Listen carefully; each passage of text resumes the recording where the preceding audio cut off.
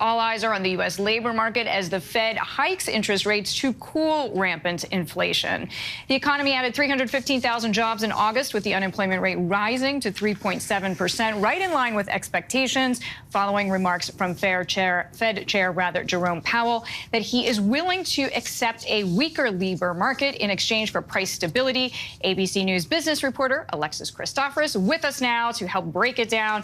So, Alexis, what does today's report show you about the U.S. labor market? This is a really solid report, Deirdre. I mean, I don't think it's raising any big eyebrows, but, you know, adding 315,000 jobs last month, given the fact that this economy is starting to slow and that inflation still remains high, is a really good sign. Let's dig in a little bit. So those 315,000 jobs that we added, not keeping pace with what we've seen recently. We added more than 500,000 jobs, for instance, in July, but still very solid. Unemployment up now, 3.7%, still near its lowest, though, folks, in half a century. But you may wonder why it's good when the unemployment rate goes up.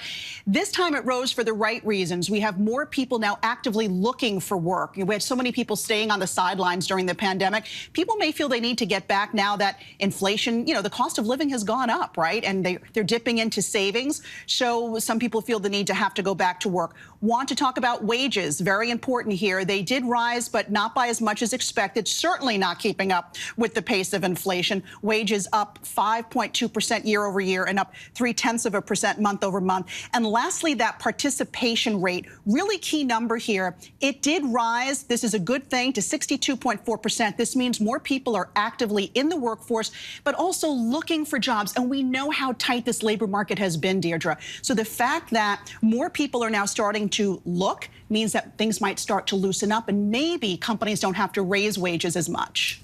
We can hope that, because that would change what the Fed does. But with this report, in all likelihood, what does the Fed do when it meets next, September 20th and 21st? I don't think this makes the Federal Reserve rethink their interest rate strategy. I think we're still in for higher interest rates for the rest of the year. The question becomes, how high will rates go? We got 0.75 percentage point jump in the previous two meetings. The next meeting coming up the end of this month. Some are now saying, because of this report, it is sort of this Goldilocks situation. The Fed may not have to be as aggressive.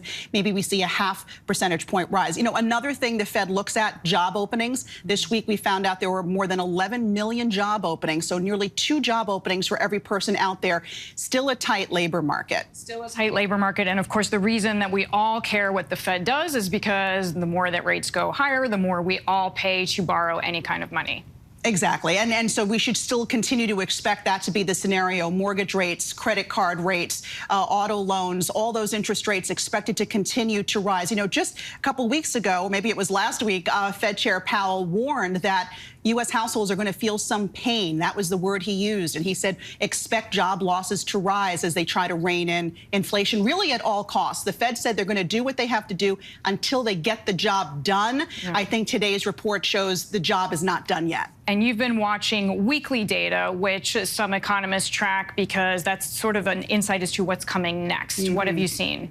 Well, we saw that the number of people applying for first-time unemployment benefits fell for the third straight week. So again, shows companies holding on to those workers. They're afraid they might not be able to find new workers if they start firing people. Alexis, thank you. Sure. Alexis Christoforous with us there.